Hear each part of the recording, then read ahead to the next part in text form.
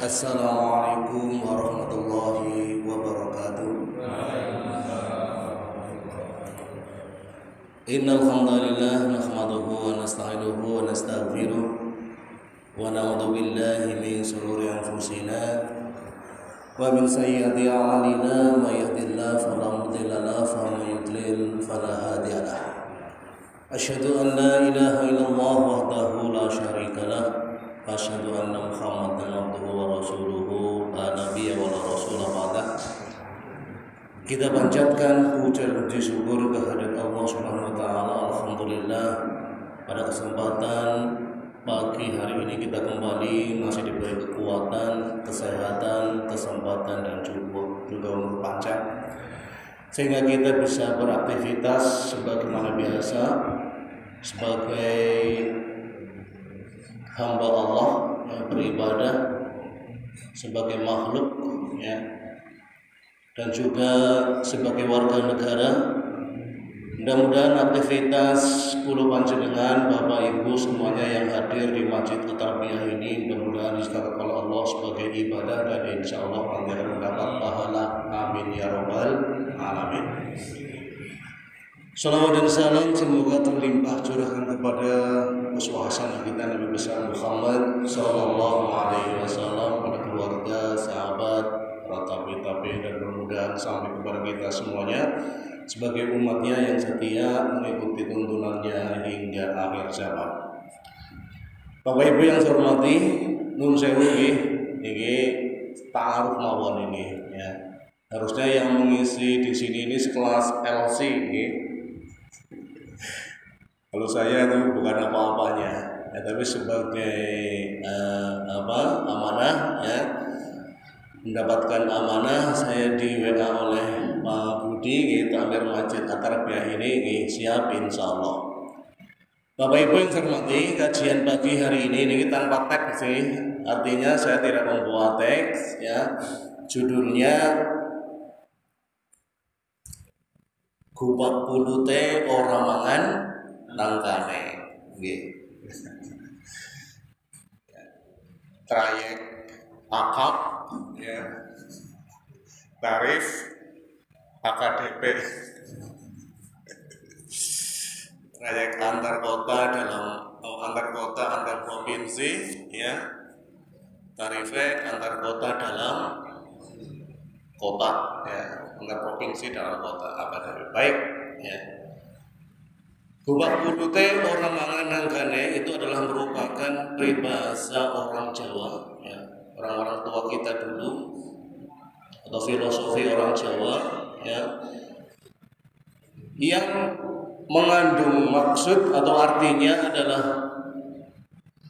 kesialan seseorang yang sudah bekerja keras ya, bekerja dengan capek-capek, susah payah, all out ibaratnya ya, tapi tidak mendapatkan hasil yang maksimal ya, tidak mendapatkan hasil yang diinginkan sesuai dengan pekerjaannya. Kita mungkin seperti itu kadang-kadang ya, bekerja banting tulang ya, luar biasa. Kalau di sini sih mungkin tidak ada. Kalau di desa-desa itu ya banyak sekali petani.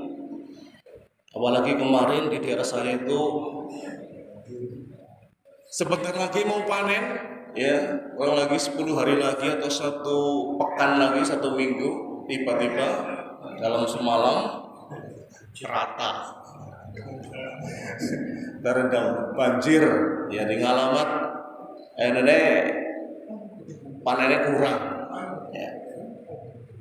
Nah ini mungkin bisa dihubungkan dengan peribahasa tadi atau filosofi orang Jawa tadi ya, gupak pulute orang mangan nangkane. Nah, tentu ini akan menimbulkan kekecewaan ya, kejengkelan ya, marah dan sebagainya ya. Sudah bekerja capek-capek tapi hasilnya tidak maksimal dan tidak diinginkan. Ini contoh di dunia ya, di dunia pun kita seperti itu kadang-kadang. Nah, Di akhirat pun seperti itu. Bisa saja orang yang sudah beribadah luar biasa ibadahnya, ya, tidak hanya sholat, puasa, zakat, bahkan juga dia itu haji, bisa saja dia itu tidak mendapatkan pahala, ya. Karena apa? Karena niatnya tidak benar. Ya, oleh karena itu, ya, ibadah akan diterima, ya, oleh Allah manakala yang pertama ibadah itu niatnya adalah ikhlas karena Allah atau lillahi ta'ala. Seandainya ibadah kulo panjenengan, ya, ibadah puasa, sholat, haji, zakat dan sebagainya, kalau tidak niatnya tidak ikhlas karena Allah, bisa berpotensi, ya, kemungkinan besar kita akan bernasib sial, ya, bernasib naas sebagaimana peribahasa tadi. Kupak putih orang nangkane.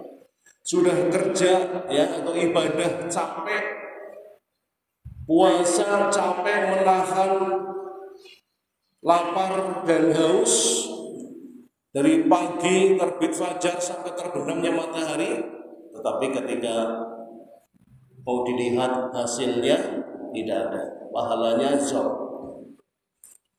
Begitu pula zakat, haji dan sebagainya. Nah, oleh karena itu, ya, di samping kita hablum minallah, ibadah yang sifatnya ritual, ya, hubungannya dengan Allah, kita juga jangan mengenyampingkan, jangan mengesampingkan kaitannya dengan ibadah yang hablum minanas atau dengan sesama manusia. Nah, ini berurusan dengan masalah kelapangan hati, kebersihan hati dan sebagainya. Oleh karena itu, Bapak Ibu yang saya hormati, dulu, ya, ketika Nabi SAW masih anak-anak, ya, berusia 10 tahun kurang lebih, beliau itu didatangi oleh malaikat. Ya, jadi pada waktu itu Nabi juga belum tahu itu adalah malaikat karena masih anak-anak. Dua malaikat itu kemudian membedah dada Nabi, ya, pada waktu masih anak-anak, masih kecil. Dadanya dioperasi atau dibelak, ya, dibedah. Kemudian dikeluarkan potensi-potensi negatif yang ada di dalam hatinya. Dikeluarkan, ya, dicuci dengan air zam-zam, ya, karena dalam riwayat. Kemudian diberi hal-hal yang baik, yang positif, atau insyirah sadar, keluasan, ya, dada, ya, dadanya diberikan luasan, bukan dadanya lebar, ya, tapi lapang dada, ya, maksud di sini. Nah, inilah yang menunjang, yang menentukan kita akan masuk surga, ya. Jadi tidak hanya sekedar urusan hablum minallah, tapi juga hablum minanas. Oleh karena itu ada sebuah kisah, ya, ada sebuah riwayat dalam sebuah hadis. Ketika Rasulullah SAW duduk-duduk di Masjid Nabawi dengan sahabat-sahabatnya, Nabi SAW bersabda, sebentar lagi akan masuk ke dalam masjid ini calon penduduk surga. Tidak lama kemudian masuk seorang laki-laki dari kaum Ansor dengan wajah basah karena air wudhu, kemudian sholat di dalamnya. Besoknya hari, ya, besok harinya lagi Rasulullah sama duduk-duduk dengan sahabatnya, ya, bercerita lagi, bersabda lagi, sebentar lagi akan masuk ke masjid ini seorang laki-laki calon penghuni surga. Laki-laki itu pun datang tidak beberapa lama, ya, dengan wajah yang basah karena air wudhu. Nah, 3 hari berturut-turut Rasulullah seperti itu. Nah, cerita ini kemudian memancing penasaran sahabat Rasul yang lain, yaitu yang bernama Amr bin As. Ya, sahabat Amr bin As pada waktu itu adalah anak dari gubernur Mesir, ya. Dia penasaran, janjane apa, amalan apa yang menyebabkan dia itu dijamin masuk surga oleh Rasulullah. nggak tanggung-tanggung 3 hari berturut-turut dikatakan oleh Rasulullah dia adalah calon penduduk surga. Saya kepingin meniru amalannya apa, ya, dan saya kepingin praktekkan, karena saya pun juga kepingin masuk surga. Begitu kata Amr bin As. Maka kemudian dia itu pergi ke rumah orang tersebut. Dia ngarang cerita, wahai si fulan, karena memang dia itu oleh Nabi tidak disebutkan namanya, hanya akan datang seorang laki-laki, ya, dari kaum Ansor, calon penduduk surga. Dia itu bukan takmir masjid, bukan pejabat, bukan, ya, dan sebagainya. Jadi orang biasa.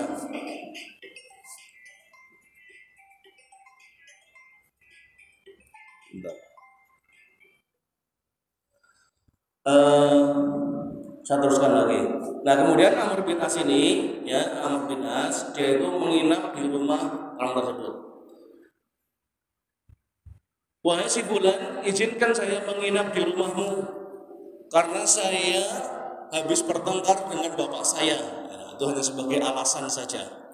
Saya habis bertengkar dengan bapak saya dan saya tidak bisa tidak ada komunikasi, ya, tidak saling bertutur kata. Izinkan saya nginep beberapa hari di rumahmu. Ini hanya sebuah alibi saja, ya, alasan Amr bin As agar supaya bisa diterima menginap di laki-laki tersebut, orang yang sudah dijamin masuk surga. Ya udah, silakan, ya, silakan menginap saja. Nah, ternyata si Amr bin As ini kemudian menginap di rumah laki-laki tersebut, ya. Malam pertama diamati, ternyata laki-laki tersebut tidak melakukan ibadah yang istimewa. Malam-malam, ya, ketika 2/3 malam dikira mau bangun sholat tahajud, ya, qiyamul lail, ternyata tidak. Dia hanya tiduran sesekali, ya. Di dalam tidur dia itu ibaratnya kalau sekarang yang lilir, miring kanan, miring kiri, sesekali dia menyebut asma Allah, ya Allah, astagfirullah, dan sebagainya, menyebutkan dengan kalimat-kalimat thayyibah. Dia itu bangun ketika saat sholat subuh, ya. Waktu sholat subuh dia bangun. Demikian pula hari berikutnya, hari yang kedua, hari yang ketiga, sama seperti itu. Dia tidak melakukan ibadah yang hebat, ibadah yang istimewa. Dia hanya melakukan ibadah yang wajib saja. Nah, selama 3 hari, ya, Amr bin As mengamati, ya, tidak ada yang istimewa. Ya sudahlah, sudah 3 hari, saya waktu bertamu sudah habis, saya mau pamit. Tetapi sebelum saya pamit, saya mau jujur, sebenarnya saya ngarang cerita dari rumah. Saya tidak bertengkar dengan bapak saya. Saya kepingin sengaja mengamati engkau, ya, karena engkau adalah seorang yang kata Nabi dijamin masuk surga. Saya kepingin meniru ibadahmu apa, tapi ternyata setelah saya amati 3 hari 3 malam di sini, saya tidak menemukan ibadah yang istimewa yang ada pada dirimu yang kau lakukan. Nah, kemudian laki-laki itu menjawab, ya, wahai Amr bin As, ibadahku memang seperti yang engkau lihat, ya, ibadahku biasa-biasa saja. Akan tetapi di dalam hidupku, ya, kata laki-laki tersebut yang dijamin masuk surga, dalam hidupku saya tidak pernah punya rasa iri, saya tidak punya rasa dendam, ya, kepada sesama manusia. Nah, maka jawab Amr bin As, mungkin ini, ya, ini yang sulit, ini yang menyebabkan, ya, orang ini dijamin masuk surga. Nah, Bapak Ibu yang saya hormati, ya, cerita ini yang bersumber dari hadis ini, ya, itu menggambarkan bahwa untuk bisa masuk surga, ya, ternyata tidak cukup hanya dengan ritual ibadah-ibadah yang sifatnya hablum minallah saja. Jikalau kita melakukan ibadah yang mementingkan yang hablum minallah saja, sementara yang hablum minasnya kita abaikan, ndak peduli ya. Nah, sing penting aku sholat, puasa, zakat, haji. Ya orang mikir tetanggane ya, sing lagi kelaparan, nah, lagi kebutuhan, bagaya butuh apa-apa. Ya. Orang mikir, nah seperti itu malah justru malah menzolimi. Nah ini ya, maka dikatakan oleh Nabi SAW, orang yang seperti ini adalah disebut orang yang bangkrut, kata Nabi. Dalam sebuah hadis ya yang lain Rasulullah SAW bersabda, "An Abi Hurairah radhiyallahu anhu, an Nabi sallallahu alaihi wasallam, atadruna manil muflis?" Nabi SAW bersabda, siapakah orang yang bangkrut itu? Ya, kata Nabi. Maka para sahabat menjawab, qalu al-muflisu fina ma dirhama lahu wa la mata. Orang yang bangkrut itu adalah orang yang tidak punya uang, tidak punya dirham, tidak punya pekerjaan, tidak punya harta, tidak punya rumah dan sebagainya. Faqalu, kemudian Nabi bersabda lagi, innal muflisu lil ummati mayati yaumul qiyamah bi sholatin wa siyamin wa zakatin wa yati maqad sadama hada wa qadafa hada wa akala mala hada wa safaqa dama hada wa daraba hada fayuta hada min hasanatihi wa hada min hasanatihi fa in faniyat hasanatahu qabla ayyudhama alaihi ahadu min khotoyahum faturihat alaihi thumma turiha finnar. Ya, jadi orang yang bangkrut ya, kata Nabi ya, itu adalah orang yang datang pada hari kiamat nanti dengan membawa pahala sholatnya, pahala zakatnya, pahala puasanya, pahala hajinya. Akan tetapi ketika di dunia dulu dia sering menyakiti hati tetangganya, menzolimi orang lain, memukul orang lain, bahkan mengambil harta orang lain, membunuh orang lain. Nah, maka ketika di hari akhirat besok di Yaumul Mizan ya, itu akan terjadi barter ya, terjadi barter, tukar menukar pahala dengan dosa. Iya, betul ya. Jadi orang yang pernah didolimi dulu ketika di dunia dia tidak berani minta keadilan ya, karena saya adalah rakyat biasa, orang kecil, sementara yang menzolimi saya adalah pejabat tinggi ya, saya nggak berani, maka saya diam saja. Tapi ketika besok di hari kiamat di Yaumul Mizan di hadapan Allah ya, dia akan minta keadilan di hadapan Allah, di hadapan Zat yang Maha Adil. Wahai Allah, saya minta keadilan. Dulu ketika di dunia saya nggak berani, tapi sekarang di hadapan Engkau, wahai Allah, saya minta keadilan. Beri saya keadilan yang seadil-adilnya. Dulu saya pernah dipukul oleh si fulan, saya minta keadilan. Nah, oleh karena itu ya, besok akan terjadi barter ini. Ya wis ya, sekarang pahalanya dia puasa, pahala puasanya buat saya, nah, dosanya saya buat dia, lambangan. Barter ini ya. Terus ya seperti itu ya, padahal orang yang didolimi ini banyak ya, sehingga pahalanya dia habis ya, tinggal dosa-dosanya orang lain yang malah dikaprokna ya, dilimpahkan kepada dia. Nah itulah ya orang yang bangkrut menurut Nabi Muhammad Sallallahu Alaihi Wasallam. Ini Bapak Ibu yang hormati ya, makanya sekali lagi ya, ini hanya sebagai mengingatkan saja, karena kita sebagai sesama muslim ya, tugasnya adalah saling ya, ingat, mengingatkan, tawassul bil haqqi wa tawassul bis sabr. Nah, apalagi kita di bulan Ramadan ini. Ramadan ini dikatakan sebagai bulan pencucian dosa, ya. Jadi siapapun yang minta ampun, ya, bertaubat di hadapan Allah, terutama di bulan Ramadan ini, pasti Allah akan mengampuninya.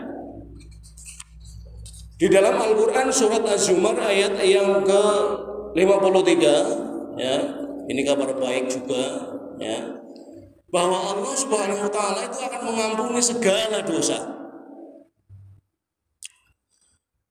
Bismillahirrahmanirrahim. Ya qul ya ibadiyalladzina asrafu ala anfusihim la taqnatu min rahmatillah.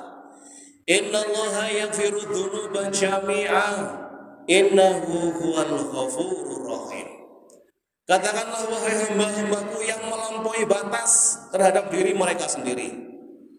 Ini dikatakan orang yang berdosa ini adalah orang yang melampaui batas, ya. Nabrak batas, melampaui batas.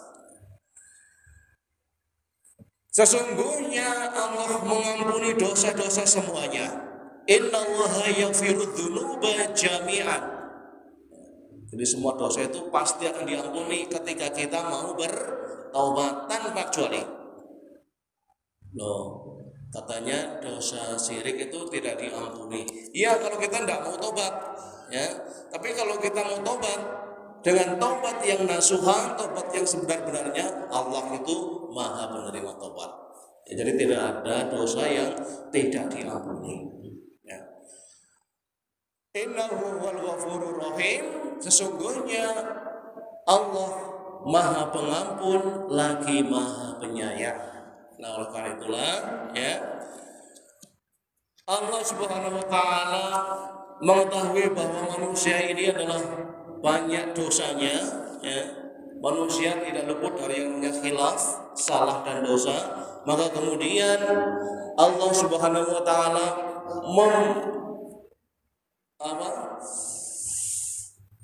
menyediakan waktu-waktu untuk kita bertaubat. Nah, diantaranya adalah bulan Ramadan ini.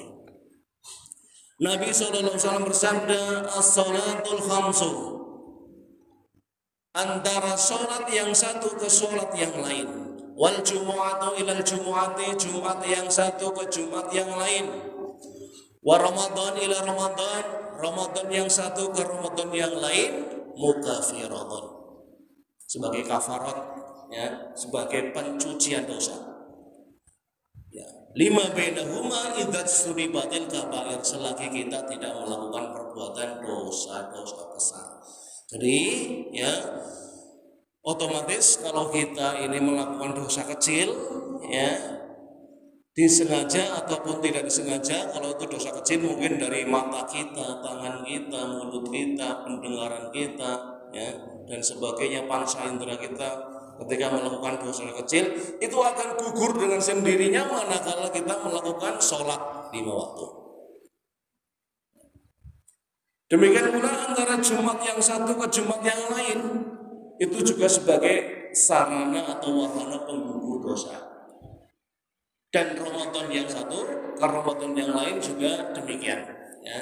Ramadan sebagai bulan pencucian dosa dari panjenengan. Karena itu, ya, selagi masih ada kesempatan ini, ya, tinggal beberapa hari lagi kita di penghujung bulan Ramadan, manfaatkan, ya, bulan Ramadan dengan sebaik-baiknya. Jangan sampai kita di bulan Ramadan, ya, di bulan yang penuh ampunan ini, berlalu begitu saja kita tidak mendapatkan ampunan. Orang yang seperti itu dikatakan oleh Nabi adalah orang yang celaka. Orang yang celaka. Rasulullah SAW bersabda, "Warohima anfu rajulin dakhala alaihi Ramadan, thumman salahu qabla ayyughfaralah." Dan celakalah seseorang bulan Ramadan menemuinya, ya, ketika dia bertemu dengan bulan Ramadan, kemudian keluar, akan tetapi dia belum mendapatkan ampunan Allah Subhanahu wa taala. Ya, jadi sekali lagi Bapak Ibu hormati, ya, sebesar apapun dosa yang kula panjenengan, sebesar gunung, sebesar bumi, sebesar langit, ya, Allah itu tidak peduli. Allah tidak peduli. Allah senang kepada hambanya yang berdosa, akan tetapi dia itu mau bertobat. Yang namanya manusia memang seperti itu, ya. Namanya manusia ya kadang salah, kadang benar. Ya, jadi tidak ada manusia yang benar terus tidak ada. Itu bukan manusia, ya. Malaikat itu nama. Demikian pula manusia yang salah terus tidak ada, ya. Sing salah terus ke setan atau iblis, ya. Sebuah hadis Rasul bersabda, "Ya abna Adam, innaka ma da'utani wa rajautani, ghafartu laka ala ma kana fika wa la ubali. Ya abna Adam, law balagtu dhunubuka ala as-samai thumma astaghfartani ghafartu laka wala abani. Ya ibna Adam, innaka law ataitani bi qurabil ardi khotaya thumma lakiyani la tusriku bi syai'an li ataituka bi qurabiha maghfiratan."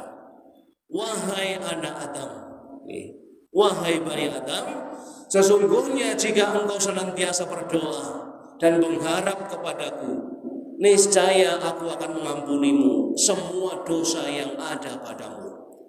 Dan aku tidak peduli, wahai anak Adam, kalau seandainya dosamu setinggi langit, kemudian engkau memohon ampun kepadaku, niscaya aku akan memberikan ampun kepadamu dan aku tidak peduli. Wahai anak Adam, seandainya engkau menghadap kepadaku dengan membawa dosa sepenuh bumi, kemudian engkau berjumpa kepadaku dalam keadaan tidak menyekutukanku dengan sesuatu apapun, niscaya aku akan mendatangimu dengan ampunan sepenuh bumi pula. Hadis riwayat At-Tirmizi. Nah, jadi ini Bapak Ibu yang saya hormati, ya, informasi yang baik sekali, ya, bagus sekali tentang ampunan dosa ini, bahwa kita tuh jangan takut, ya, jangan takut. Wis kakek dosa lah, yang dosa ini bisa akeh banget, ya, wis orang mungkin diampuni. Itu adalah anggapan yang tidak betul, yang tidak benar, ya. Dan saya katakan itu adalah salah. Seberapapun dosa yang kula panjenengan, kalau misalnya kita betul-betul datang, ya, mengetuk pintu tobatnya Allah, pasti Allah akan membuka pintu tobat lebar-lebar, ya, selagi, ya, matahari belum terbit dari sebelah barat, ya. Bapak Ibu yang saya hormati, ya, sebagai contoh misalnya dalam sebuah kisah, dulu itu ada seorang preman, ya, seorang preman yang sudah membunuh 99 orang. Dia mau tobat, dia mencari orang ahli agama, ya. Dia bertanya, wahai ahli ibadah, ahli agama, saya mau bertanya, saya sudah pernah membunuh 99 orang, apakah dosa saya masih bisa diampuni? Nah, maka jawab ahli ibadah, oh, dosamu sudah terlalu banyak, tidak bisa diampuni. Pateni sendiri, ya, bunuh sekalian sehingga genap 100. Dia berjalan lagi mencari, dia ingin bertobat. Dia mencari orang alim, ya, orang ahli ilmu, ya, ahli ilmu. Dia bertanya kepada ahli ilmu, wahai ahli ilmu, saya sudah pernah membunuh 100 orang. Saya kepengen tobat, apakah dosa saya diterima? Apa? Iya. Dan apakah ampunan saya, ya, masih bisa diterima? Pertobatan saya? Maka dia dijawab, masih bisa. Tidak usah khawatir, ya, seberapapun dosanya kamu masih bisa diampuni. Yang penting kamu itu bisa tobat secara benar-benar, ya, tobat nasuha. Sekarang kamu pindah saja sana, hijrah dari kampungmu yang di sana penuh dengan orang-orang yang jahat, pindah ke kampung sebelah yang di sana banyak orang alim. Kamu ikuti tata cara hidup di sana. Insya Allah kamu dosa-dosa diampuni. Nanti lelah ya, ketika dia mau pindah, yang mau hijrah ke kampung yang dituju, belum sampai malah menurut riwayat Allah menghendaki kematian. Ya, jadi dia belum sempat sholat, belum sempat ibadah, ya dan ibadah yang lain-lainnya, dia itu akhirnya dipanggil oleh Allah. Ya Allah menghendaki kematian. Malaikat datang, ya ini harus masuk neraka karena dia sudah membunuh 100 orang. Ya, dosanya sudah sangat besar. Nah, malaikat yang lain, ya ini masuk surga karena dia sudah bertaubat, ya sudah mau bertaubat. Nah, akhirnya Allah itu mengutus malaikat yang ketiga, ya sebagai pengadil. Akhirnya diukur jaraknya. Ternyata sudah mendekati kampung yang dituju di sana, yang di sana itu banyak orang alim. Nah akhirnya ya melalui itu, ya melalui riwayat ini kemudian orang ini juga termasuk yang diampuni Allah dan termasuk calon penghuni surga. Bapak Ibu yang terhormati, ya kisah lain yang mungkin yang bisa untuk inspirasi kita semuanya adalah kisahnya Umar bin Khattab, ya, sahabat Nabi. Ketika zaman jahiliyah, dosa apa yang belum pernah dilakukan oleh Umar bin Khattab? Membunuh itu seperti membalikkan telapak tangan. Bahkan dia tega membunuh anaknya sendiri.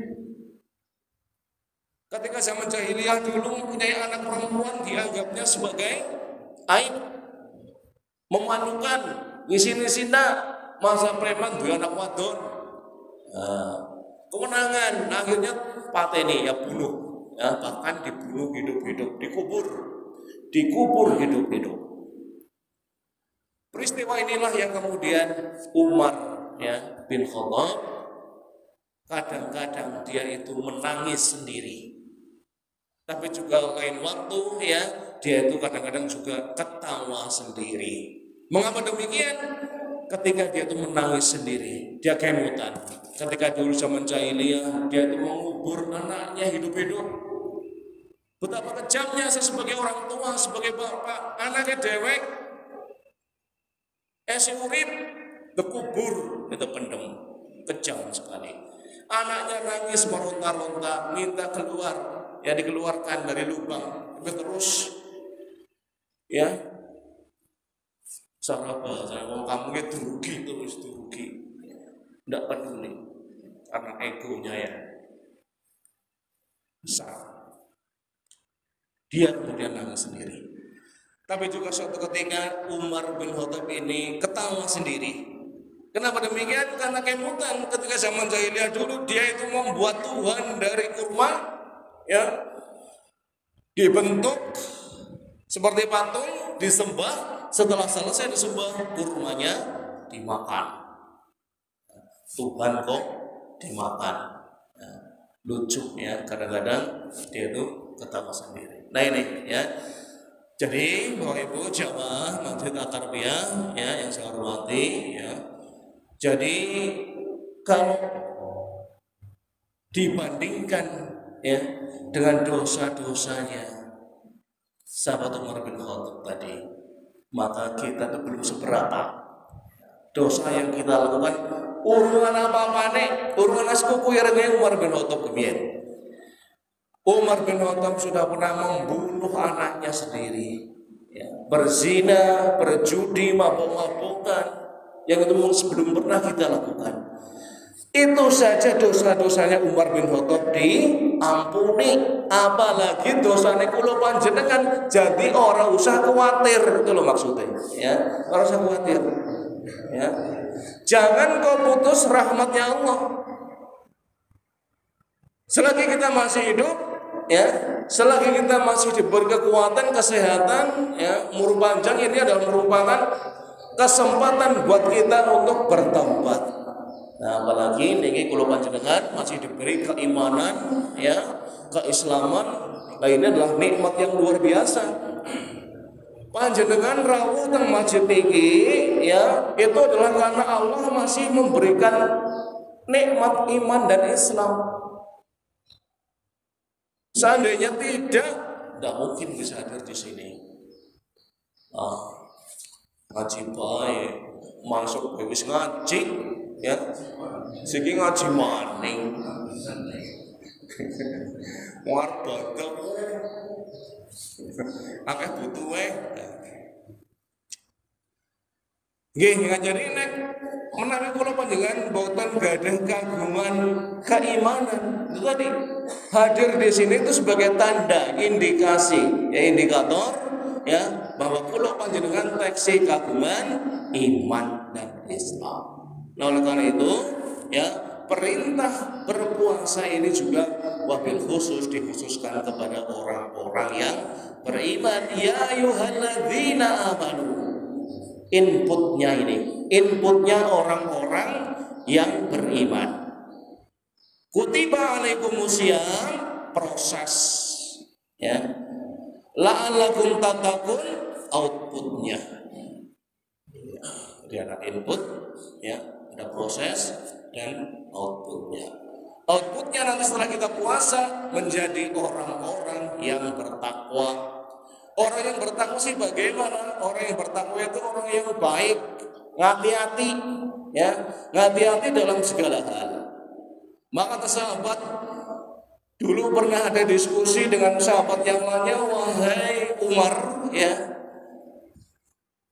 yang namanya orang yang bertakwa itu siapa? Orang yang bertakwa itu adalah orang yang hati-hati. Ya, digambarkan seandainya engkau menempuh perjalanan sementara jalannya itu penuh dengan lubang, ya, naik motor, naik mobil, dalane berlubang. Maka yang harus kita lakukan adalah hati-hati, ngati-hati agar supaya selamat sampai tujuan. Jikalau kita tidak hati-hati, ugal-ugalan, ya, supir ke ugal-ugalan, ya, tapi biasanya supir sing ugal-ugalan malah penumpangnya malah istighfar kabeh. Astagfirullah, astagfirullah. Nah ini, ya.